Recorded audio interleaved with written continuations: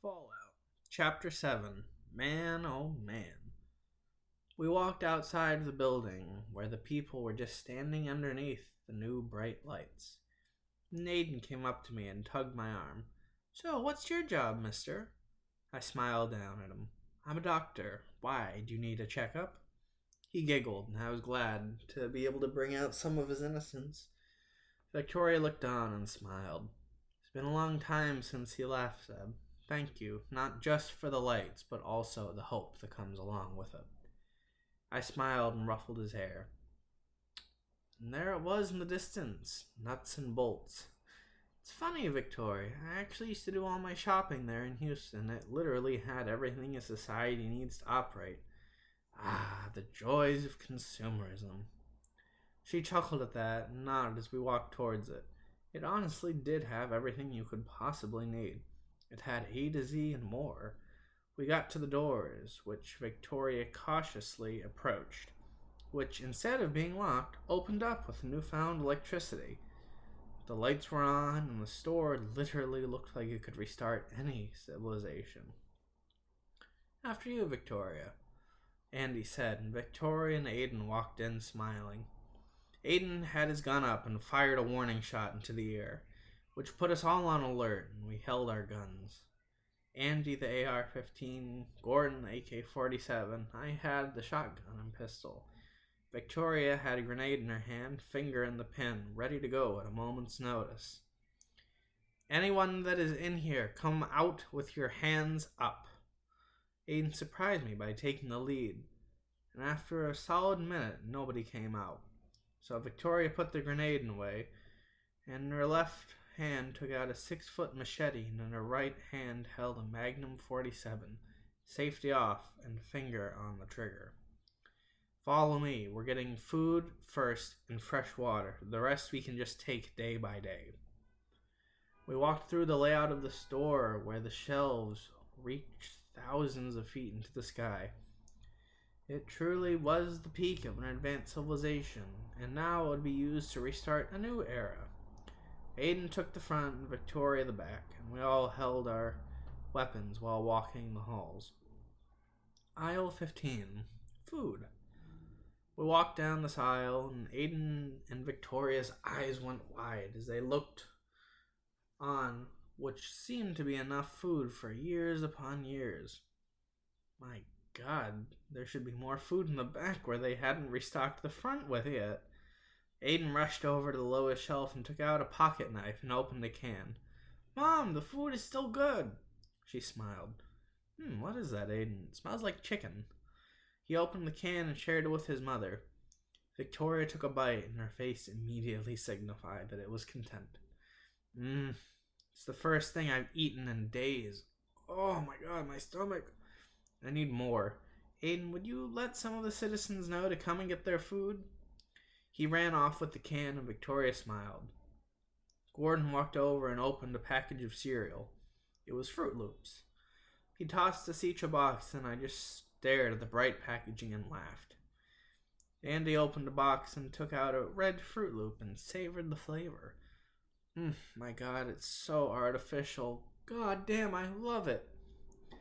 Gordon and I rolled our eyes as Victoria looked around the store. We walked the aisles, and in aisle 17 were the guns and ammunition. They even had grenade launchers and flamethrowers.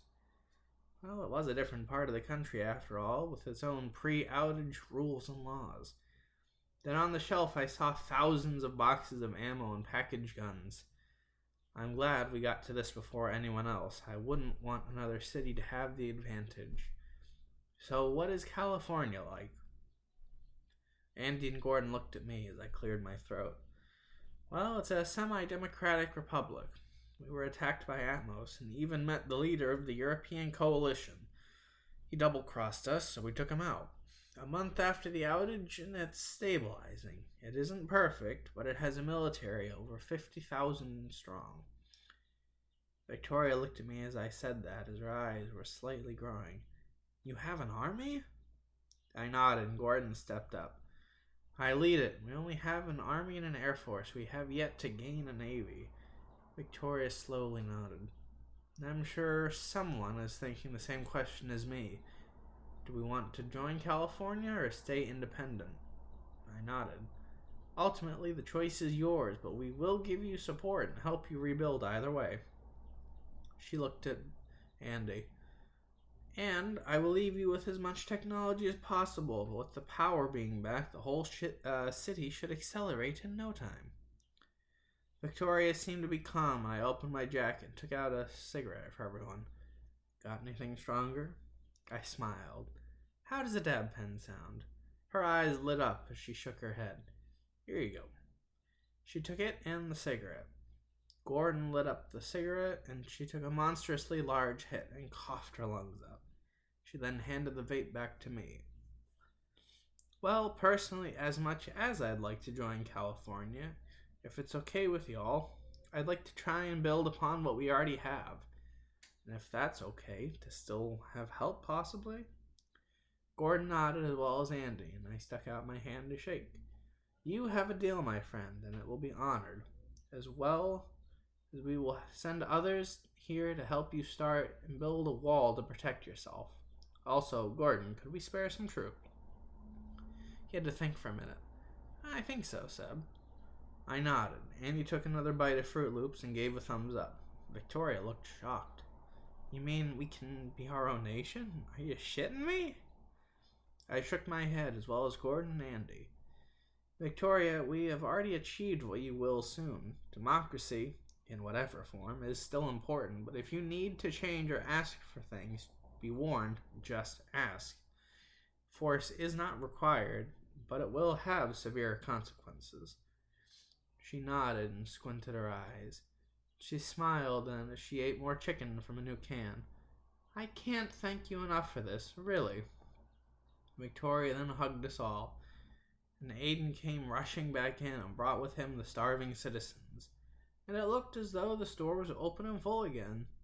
I waved goodbye to Victoria and Aiden. Aiden rushed to give us all three a hug, and when he saw Sparky, he threw a fit of joy. Sparky and Aiden ran around the aisles for a few minutes. Then I whistled to grab Sparky's attention, and he ran over as Aiden and Victoria waved us off. We walked the streets as Andy broke the silence. We did a good thing, didn't we? I nodded and Gordon got out his radio. He twisted the knob and turned it on. Han, this is Gordon. Portland is up and running. Now we're heading to Seattle. Copy? Heard loud and clear, Gordon. Good job, guys. Are they hostile or are they allies? I took the radio. Hey, Han, it's Seb. They are allies, but they also are their own city-state. We're gonna send them troops and supplies, and Andy got their power back. They also need a wall. Okay, good to hear. Keep up the good work. Over. I handed the radio back to Gordon, and we got to the train and pulled out. Destination? Seattle.